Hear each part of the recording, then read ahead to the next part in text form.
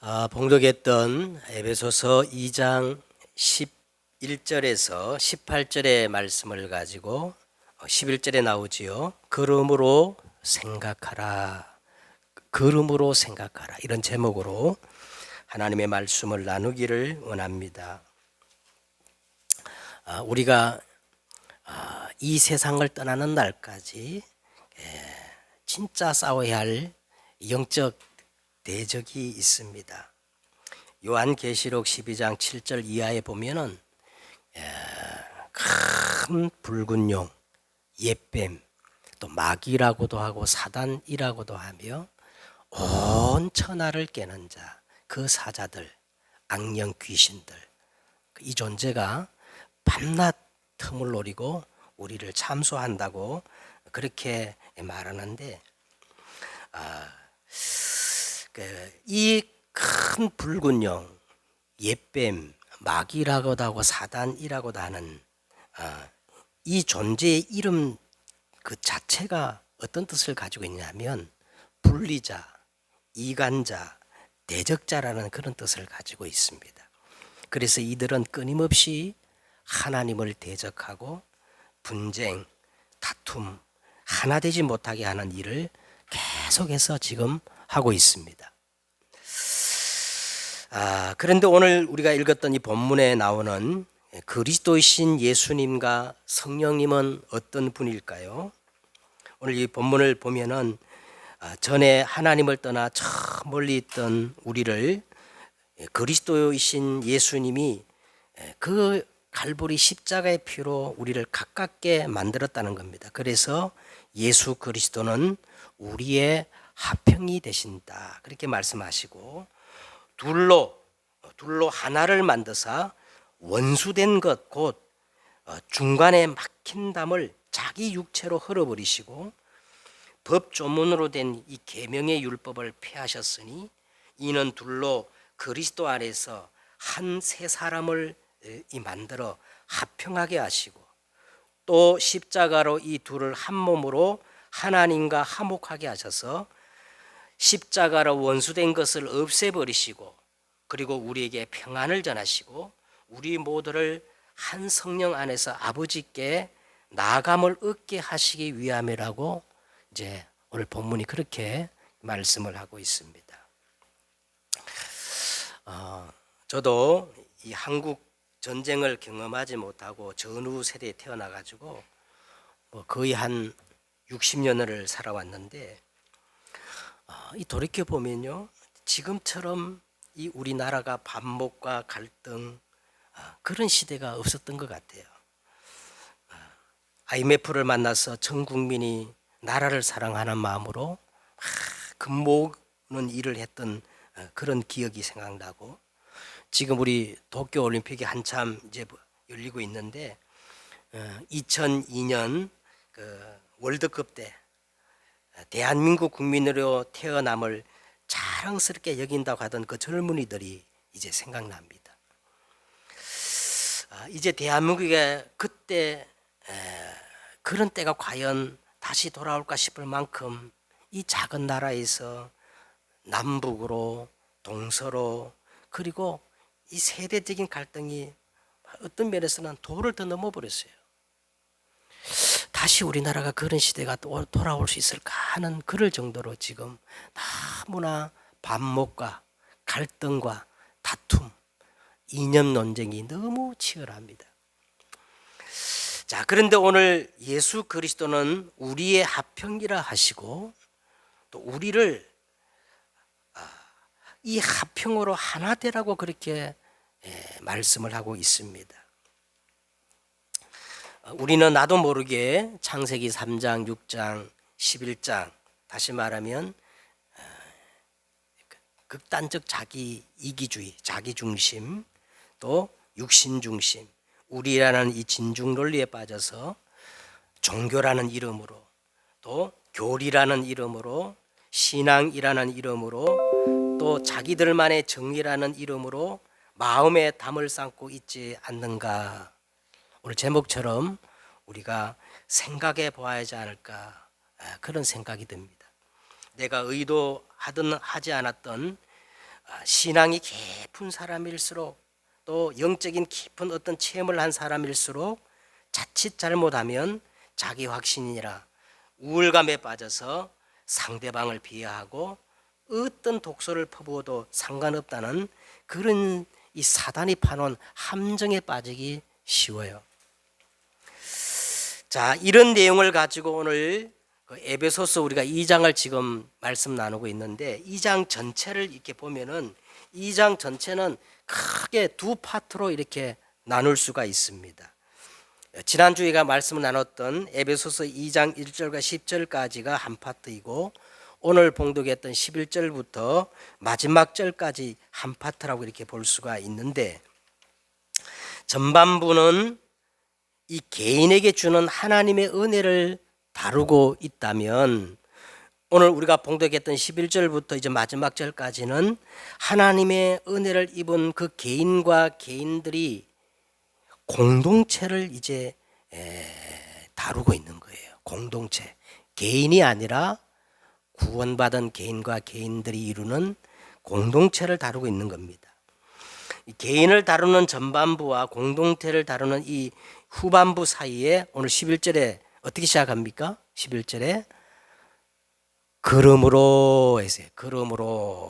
그러므로 생각하라 이렇게 시작하는 것을 볼 수가 있습니다. 이 그러므로라는 접속사를 가지고 이 전반부와 후반부를 연결시키고 있는데 도대체 여기에 어떤 의미가 있겠는가? 자격 없는 우리에게 하나님은 일방적인 은혜로 선물로 파격적인 하나님의 자녀로 지난주에 그랬죠. 포에마 하나님을 우리를 최고의 걸작품으로 삼으셨다는 겁니다.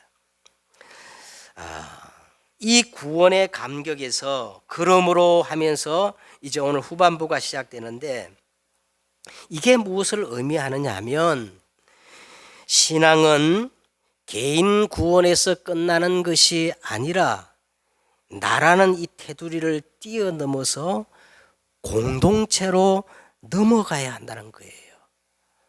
이제 다음 주부터 이제 사실 본격적인 교회론이 시작되는데 이게 교회의 시작입니다.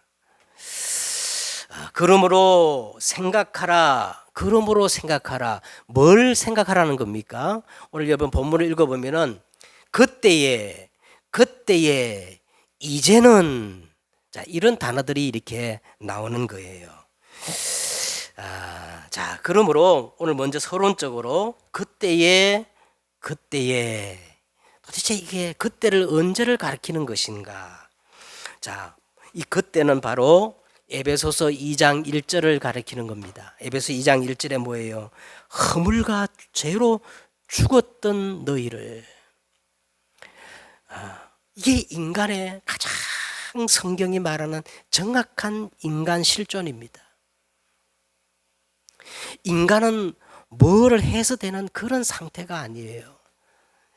인간의 실존은 허물과 죄로 지금 죽어 있는 전적 타락, 절대 절망, 죽어 있는 상태라는 거예요. 그때에. 그리고 에베소서 2장 2절을 보세요. 그때에 너희는 그 가운데서 행하여 이 세상 풍조를 따르고 공중의 권세 잡은 자를 따랐으니 곧 지금 불순종의 아들들 가운데서 역사하는 영이라. 간단히 말하면요, 인간은 전부 사단의 운명에 걸려서 종로로 타고 있다는 거예요. 노예입니다. 노예예요, 노예. 정말 인간은요, 자세히 보면 내 마음대로 되는 게 없어요. 노예입니다. 그리고 에베소 2장 3절에 보세요. 전에는 우리도 다 그 가운데서 우리 육체의 욕심을 따라 지니며 육체와 마음이 원하는 것을 하여 다른 이들과 같이 본질상 진노의 자녀였더니 허물과 죄로 죽어 있는 노예라는 거예요. 그래서 아무리 인간이 이 땅에서 행복하려고 성공하려고 잘해보려고 발버둥 치지만 결국은 무슨 자녀라는 거예요? 진노가 이미 결정된 본질상 진노의 자녀이라는 겁니다. 자, 그러면 이렇게 된 원인이 있어요. 이렇게 될 수밖에 없는 원인이 있는 겁니다. 이 원인은 성경 전반을 거쳐서 성경이 우리에게 알려주고 있는데 이것은 우리 신앙에 굉장히 중요한 겁니다. 이렇게 될 수밖에 없는 근본 원인을 아는 것이요, 정말로 중요해요. 왜냐하면 의사가 병에 대한 정확한 원인과 진단이 딱 되어질 때 거기에 대한 처방과 이제 치료가 나오지 않겠어요? 마찬가지로 우리 인생에 대한 정확한 이 원인이 정확히 진단되어야 바른 답이 나오는 것입니다. 이거를 우리가 먼저 깊이 생각해야 돼요. 도대체 구원이란 게 뭐고, 내가 왜 구원을 받아야 되며, 그리스도를 얘기하는데 왜 그리스도가 필요한가? 에? 그러면 도대체 복음은 뭐냐? 이걸 우리가 정말로 정확히 이런 답을 얻기 위해서는 인간의 근본 문제부터 알아야 되는 겁니다. 그러면 인간의 근본 문제가 과연 뭘까요? 여러분, 이것을 우리가 그러므로 깊이 생각해야 돼요. 왜 그러므로 깊이 생각이 되느냐 하면 인간의 이 근본 문제는요, 아무에게만 보여지는 게 아니라 마태복음 5장에 보니까 심령이 가난한 자, 애통하는 자, 의에 줄이고 목마른 자, 이런 자들에게 보여지는 것이기 때문에 그래서 우리가 깊이 생각해야 할 줄 믿습니다. 그러면 본론적으로 첫째, 인간의 근본 문제가 뭡니까? 인간의 근본 문제는 창세기를 다 펴보면 창세기 1장과 2장에서는 인간의 문제가 없어요. 행복할 수밖에 없었습니다. 인간은 당연히 행복해야 돼요. 그런데 언제부터 문제가 오느냐? 창세기 3장, 창세기 6장, 창세기 11장, 여기에 사단이 아주 깊은 함정을 파놨어요. 이게 인간의 모든 문제의 시작인 겁니다. 3장, 창세기 3장이 뭡니까? 하나님 믿지 말고 네가 스스로 하나님이 되라는 거예요. 그래서 하나님이 되려고 하나님을 떠난, 이걸 성경은 뭐라 하냐면 오리지널 신, 원죄라고 합니다. 원죄. 이때부터 이 땅에 가시와 은근히, 해산의 수고, 모든 재앙과 저주가 시작된 겁니다. 이렇게 살면 잘 사는 것인 줄 알았는데 창세기 6장에 보세요. 전부 네피림에 빠져버렸어요. 보세요. 지금 세상에 온 네피림 문화입니다. 네피림. 창세기 11장은 뭐예요? 아무리 노력하고 성공해도 모래 위에 지은 집 바벨탑입니다. 이게 인간의 문제의 시작이었어요. 그래서 시편 1편에 보니까 복 있는 사람에 대해서 나오는데 성경은요, 복 받으라 하지 않아요. 성경은 뭐라 그러냐? 복 있는 사람이 되라는 거예요. 에? 아무리 로또 복권 당첨되고 이 땅에 모든 것을 소유했는데도 복 있는 사람이 그게 진짜 복이지, 복 없는 사람이 그것을 가지면 저주라는 겁니다. 그래서 시편 1편에 보니까 어떤 사람이 복 있는 사람이냐? 악인의 꾀를 따르지 아니하며, 이 악인이 누구니? 사단이거든요. 죄인의 길에 서지 아니하며, 정말 원죄, 자범죄, 조상의 죄, 이 죄 문제를 해결을 받은 사람이 복 있는 사람이다. 오만한 자의 자리에 앉지 아니하고, 하나님이 없다 하지 아니하고 하나님을 인정하는 자. 다시 말하면 인간의 이 근본 문제를 해결할 수 있는 답을 가진 자가 복 있는 자라고 성경 그렇게 말씀을 하고 있는 거예요. 그러면서 예레미야 2장 13절에 인간에게는요, 두 가지 악이 있다는 거예요. 두 가지. 이 백성이 두 가지 악을 행하였나니 곧 그들이 생수의 근원 되시는 하나님을 버린 것과, 그리고 스스로 웅덩이를 판 것인데 그것은 그 물을 가두지 못할 터진 웅덩이니라.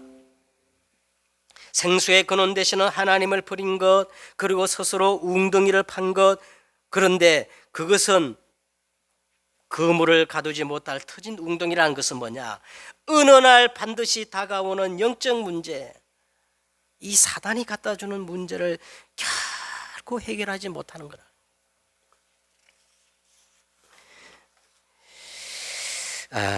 그러면서 로마서 이제 신약으로 넘어와 가지고요. 로마서 5장에 보면은 5장 6절, 8절, 11절에 보면 인간은 세 가지 때를 가지고 있었다는 거예요. 세 가지 때. 이 세 가지 때가 나옵니다. 첫째 뭡니까? 우리가 연약할 때. 하나님을 떠나서 허물과 죄로 죽었어요. 절대 절망 속에 연약할 때. 그리고 우리가 아직 죄인 되었을 때. 마지막 뭐라 그랬어요? 우리가 하나님과 원수 되었을 때.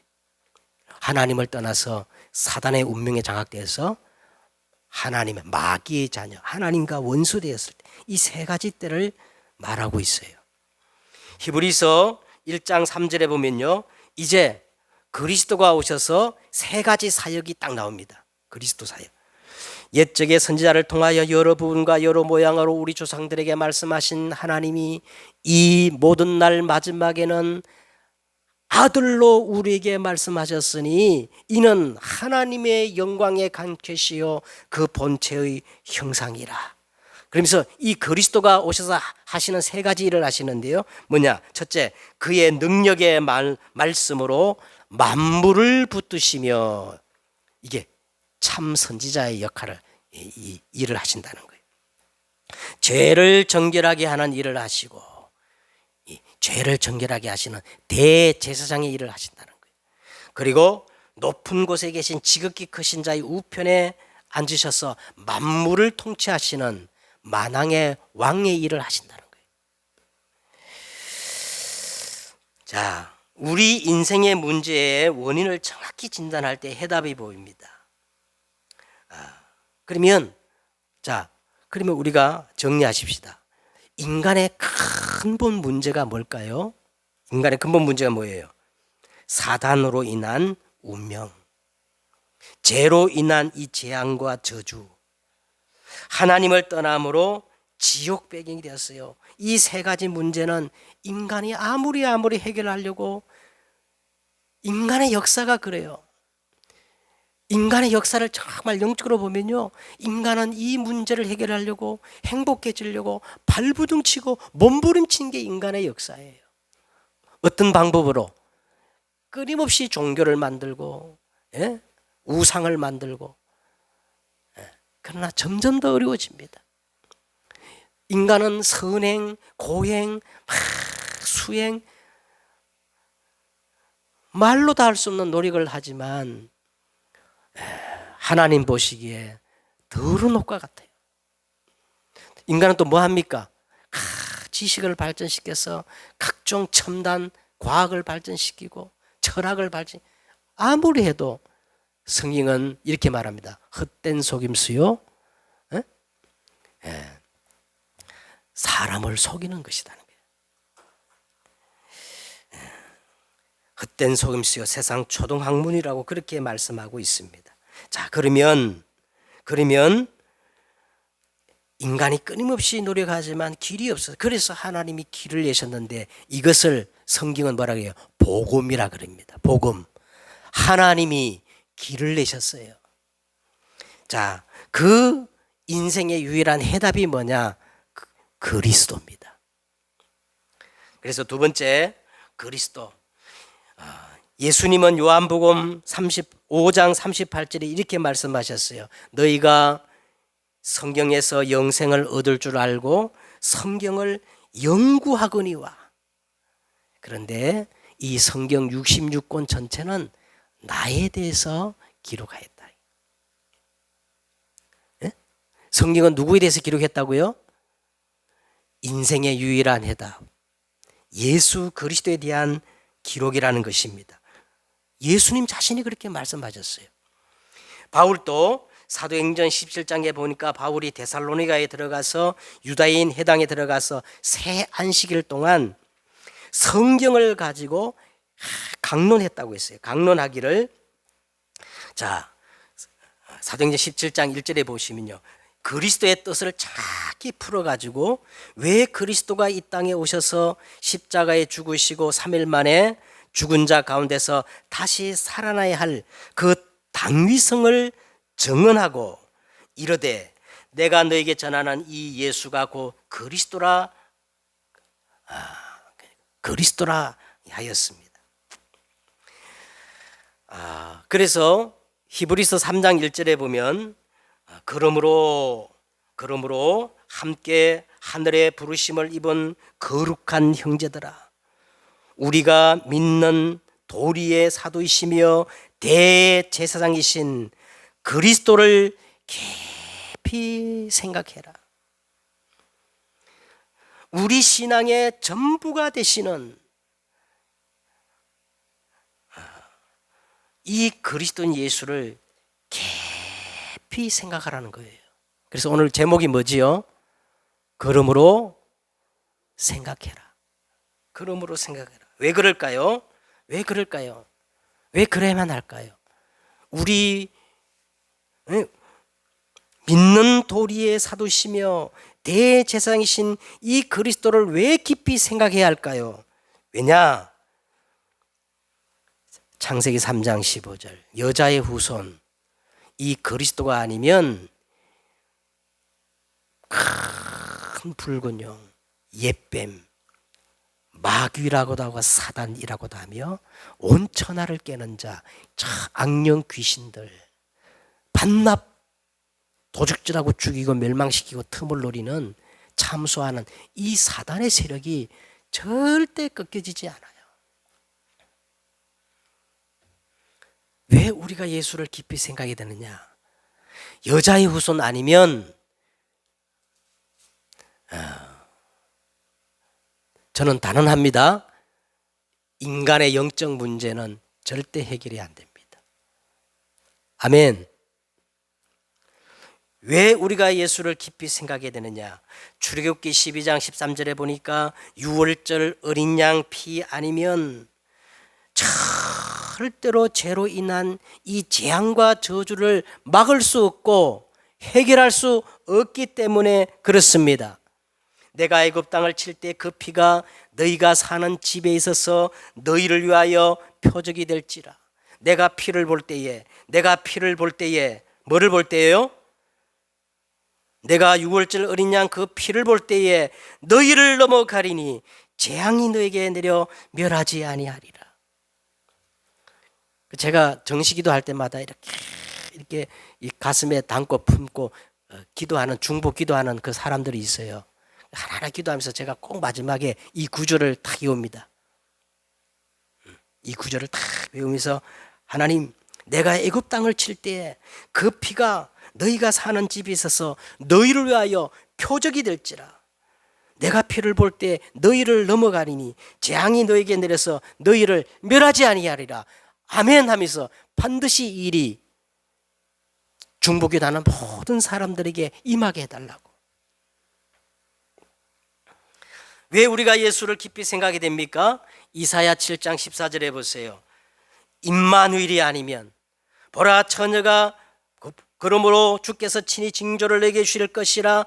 보라 처녀가 잉태하여 아들을 낳을 것이요 그의 이름을 임마누엘이라 하리라. 아들을 낳으리니 이름을 예수라 하라. 이는 저가 자기 백성을 그의 죄에서 구원할 자이심이니라. 임마누엘이 아니면 허물과 죄로 죽었던 우리를 절대 영원한 생명을 얻을 길이 없기 때문에 그래요.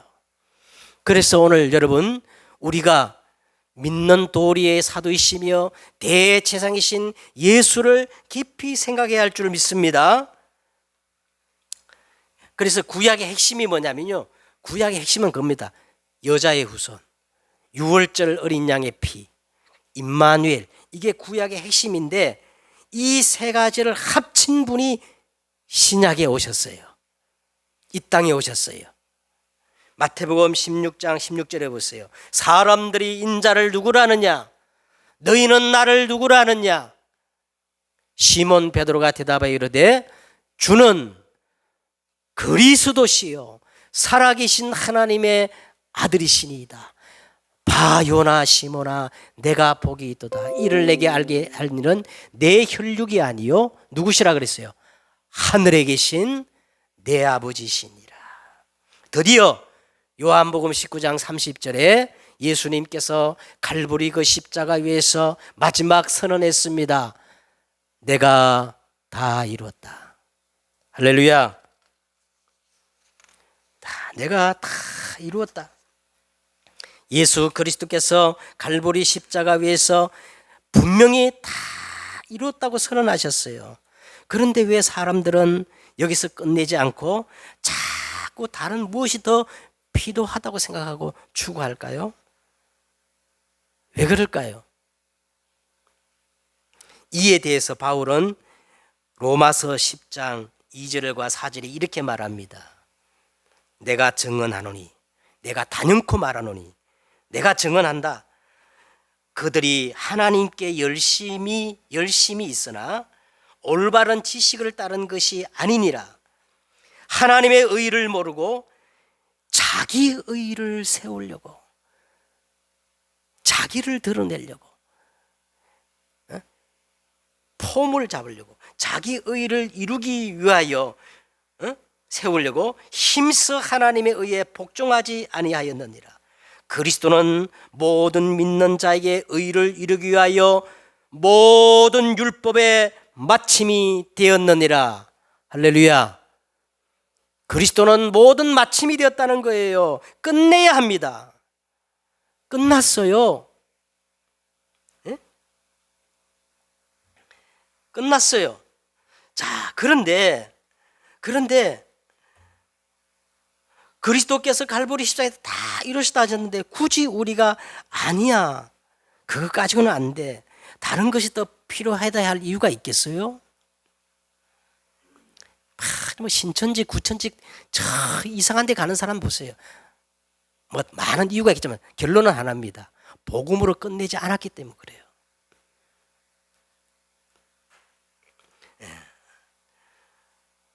여러분, 예수 그리스도가 정말 부족합니까? 예수님이 갈보리 십자가에서 내가 다 이뤘다, 예수님께서 헛소리를 한 거예요? 에? 자, 그러면 보세요. 그러면 그리스도 말고 다른 것이 더 필요해 하는 사람은 어떤 사람일까? 다른 사람은 굳이 배제시키고 예수님께서 직접 이렇게 말씀하셨어요. 요한복음 10장 10절에 보니까 절도요, 도적이요, 뭐라 했어요? 영혼을 빼앗아가는 강도라 그랬어요. 나는 양의 문인데 이 문을 통하지 않고 나보다 먼저 오거나 다른 데로 넘어가는 자는 다 뭐라 그랬어요? 절도요, 도적이요, 강도라고 이렇게 예수님께서 엄청난 말을 하신 겁니다. 예수님만 그렇게 말한 게 아니고 요한 사도도 요한 1서 2장 22절에 보세요. 거짓말하는 자가 누구냐? 어떤 자가 거짓말하는 자예요? 그리스도께서 다 이뤘다 했는데 아니라고 하는 자들이 거짓말하는 자라는 거예요. 거짓말하는 자가 누구냐? 예수께서 그리스도이심을 부인하는 자가 아니냐? 아버지와 아들을 부인하는 그가 적 그리스도이니 예수를 시인하지 아니하는 자마다 적 그리스도의 영이니라. 야, 엄청난 말 아닙니까? 예?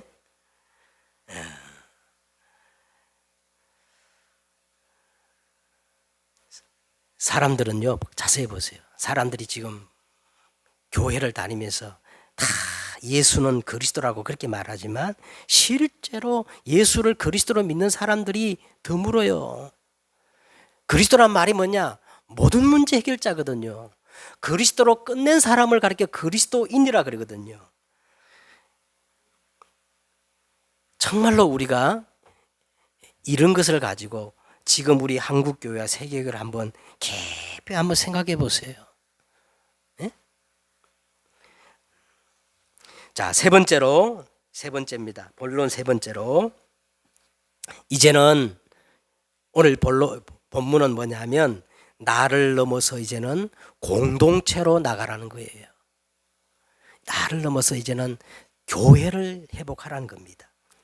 자, 그래서 먼저 우리가 뭐를 생각이 되느냐 하면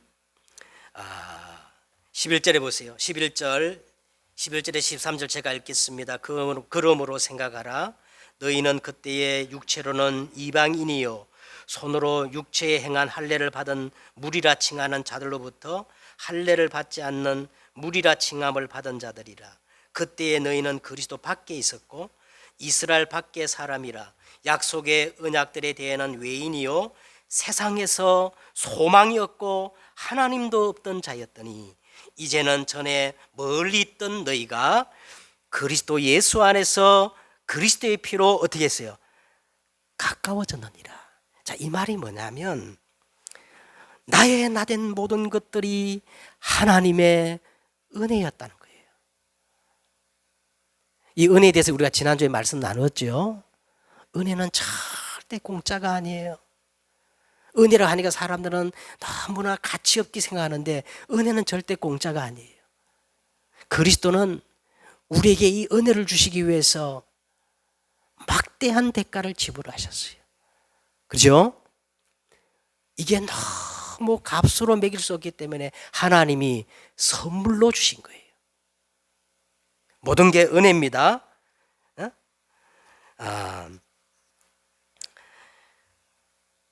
한마디로 뭘 생각하라는 거냐면 구원받기 전에 너희의 그 비참한 그 상황을 생각하라는 겁니다. 그리고 나의 나된 모든 것들이 은혜라는 거예요. 은혜 아니면 우리는 설 수가 없어요. 그래서 이 구원이 하나님의 절대 은혜임을 깨달은 사람에게 나타나는 특징 3가지가 있습니다. 은혜를 은혜되게 진짜로 깨닫는 사람은 첫째 뭐가 나타나느냐 하면 구원의 감격이 나올 수밖에 없어요. 여러분 정말 이 구원의 감격이 없는 사람은 정말로 복음의 의미를 알까? 왜? 이 복음의 의미를 알고 구원의 의미를 아는 사람은요, 구원의 감격이 당연히 나올 수밖에 없는 거예요. 찬송하리로다. 바울처럼 말해요. 응? 그 다음에 두 번째는 어떤 게 나오느냐 하면 교만해질 수가 없어요. 겸손할 수밖에 없어요. 겸손. 타인에 대해서 교만해질 수가 없고 겸손할 수밖에 없다는 거예요. 정죄가 많고 다른 사람에 대해서 비난이 많은 이유는요, 과거에 내 자신을 생각하지 않기 때문에 그렇습니다. 그 다음에 한 가지 더. 자, 이 은혜를 은혜로 아는 사람은 먼저 뭐예요? 구원의 감격, 감사할 수밖에 없고, 두 번째는 뭐가? 겸손할 수밖에 없고, 세 번째는 뭐냐? 합평케 하는 자가 될 수밖에 없다는 거예요. 왜? 십자가는, 그리스도의 십자가는 우리의 합평이라는 거예요. 뭐 합평이냐? 하나님과 나와의 합평, 또 이 공동체의 합평을 이루신 게 십자가라는 겁니다. 오늘 본문에 보니까. 응? 그래서 또 한번 읽겠습니다. 14절에서 18절까지 제가 또 읽겠어요. 자, 14절 보세요. 그는 우리의 합평이신지라 둘로 하나를 만드사 원수된 것 곧 중간에 막힌 담을 자기 육체로 허시고, 15절 법조문으로 된 계명의 율법을 폐하셨으니 이는 이 둘로 자기 안에서 한 세 사람을 지어 합평하게 하시고 또 십자가로 이 둘을 한 몸으로 하나님과 화목하게 하려 하심이라. 원수된 것을 십자가로 소명하시고 또 오셔서 먼 데 있는 너에게 평안을 전하시고 가까운 데 있는 자들에게 평안을 전하셨으니 이는 그로 말미암아 우리 둘이 한 성령 안에서 아버지께 나아감을 받게 하려 하심이니라. 계속 합평이라는 말이 반복돼 나오지요. 그리고 평안, 더 정확한 말은요, 화평, 평화라고 그렇게 말하는 게 더 정확합니다. 예수님이 이 땅에 오셔서 하신 일이 뭐냐? 그 십자가의 의미가 바로 하나님과 우리 사이를 화목하게 하시고 화해를 시키러 오셨다는 거예요. 그래서 오늘 이 본문에 나오는 화평이라는 말은 우리 내적인 어떤 평안을 의미하는 게 아니고 원어로 보면 에이레네라는 말인데 관계적인 평화를 설명할 때 사용되는 단어인 겁니다. 불화나 적대 관계가 해소됨으로 찾아오는 평화를 설명할 때 이 에이레네 이런 말을 사용하는 거예요. 자, 그런데 중요한 것을 보세요. 14절 한번 보세요. 그는 우리의 화평이신지라 둘로 하나를 만드사 원수된 것 곧 중간에 막힌 담을 그냥 여신 게 아니고 어떻게 여셨다는 거예요? 자기 육체로 허셨다는 겁니다. 중간에 막힌 담을 그냥 여신 게 아니고 갈보리 십자가 그 십자가를 지시고 죽음으로써 여셨다는 거예요. 그래서 이 부분을 이 현대어 성경을 가지고 제가 한번 봤더니 현대 성경을 가지고 봤더니 이렇게 기록되어 있습니다. 그분은 자신의 죽음으로 우리 사이에 강한 적대감을 제거해 주신 것입니다. 이렇게 번역했더라고요. 여기서 우리가 진짜 반성해야 될 것은요, 우리는 그저 입으로만 그리스도 막힌 담을 헐겠다고 합니다. 그러나 진정한 이 막힌 담을 헐어버리는 것은 자기 희생을 따르지 않고는, 죽음을 따르지 않고는, 십자가가 따르지 않고는 이 막힌 담이 허물어지지 않아요. 자, 이제 말씀을 맺겠습니다. 깊이 여러분 생각하세요. 자, 오늘 단어를 가지고 그때에 이제는. 자, 그때 우리는 어떤 자였습니까? 여러분, 우리가 구원받기 전에 우리는 어떤 자였어요? 허물과 죄로 죽어 있던 자예요. 사단이 걸어놓은 이 운명에 일평생 노예로 살아야 할 존재. 그리고 본질상 어떤 자녀였어요? 진노가 결정된 본질상 진노의 자녀였어요. 이제는 우리는 어떤 자입니까? 이제는 우리는요, 그리스도 예수 안에서 선한 일을 위해서 지음을 받은 자입니다. 그렇다면 우리는 어떻게 살아야 되느냐? 피스메이커, 화평케 하는 자. 더 정확하게 본질적으로 말하면 전도자로 살아라는 거예요. 전도자로 살아야 된다는 거예요. 나 같은 사람이 어떻게 그것이 가능할까? 근데 저를 생각해도 나 같은 인생이 어떻게 그게 가능할까? 에베소서 6장 18절에 이렇게 말하고 있습니다. 모든 기도와 간구로 하되 항상 무시로 성령 아래서 뭐하고? 기도하고. 다시 말하면요, 여러분, 우리가 반드시 서밋 타임이 있어야 됩니다. 반드시 서밋 타임이 있어야 돼요. 정시기도. 매일 기도가 안 되는 분은요, 일주일에 한 번씩만 해도 정말 내가 하나님 앞에서 깊이 생각하는, 말씀을 가지고 생각하는 이 서밋 타임이 있어야 된다는 거예요. 깊이 생각. 걸음으로 깊이 생각하라. 걸음으로 생각하라. 그 다음에 서밋의 자세가 있어야 됩니다. 서밋의 자세가 뭘까요? 에베소 6장 18절에 뭐라 그랬어요? 무시로 항상. 서밋의 자세는 24시 뭔가 있어야 됩니다. 진짜 참드림은 24시 내가 뭔가를 가지고 있는, 그게 참드림이라고 했잖아요. 그게 서밋의 자세입니다. 그 다음에 서밋의 그릇이 뭐냐? 25예요. 서밋의 그릇은 내가 아닙니다. 오직 성령 안에서. 그래서 에베소서 6장 18절에 이게 다 들어있어요. 네? 네. 모든 기도와 간구로 하되, 반드시 여러분 영적 서밋 타임이 있어야 됩니다. 어떻게 하느냐? 항상 무시로 24, 성령 안에서 25. 그래서 이제 우리는 이런 결론을 가져야 됩니다. 내가 말씀을 아는 자가 돼야 돼요. 다윗은 시편 103편에 보니까 진짜 말씀을 아는 자예요. 다윗이 뭐라고 고백했죠? 예? 능력이 있어 하나님의 말씀을 행하며 그의 말씀의 소리를 듣는 모든 여호와의 천사들이여 여호와를 송축하라. 그에게 지으심을 받고